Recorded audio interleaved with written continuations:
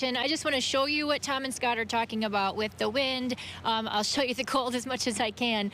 The best view of what the wind is doing is where we have the snow over the ice here at Rosa Parks Circle, and you can see it all just blowing around over there. And when that wind hits your face, you really feel it. So the kids heading to the bus stop this morning are going to want to be nice and bundled because that does feel very cold. So the bricks that we're on, the path that we're on here, has snow melt under it. But the areas where it doesn't, you can see where the snow is building up pretty quickly. Yeah, over here is a good example. You can see exactly where the snow melt ends, right at Santa's chair. He's supposed to be joining us later on.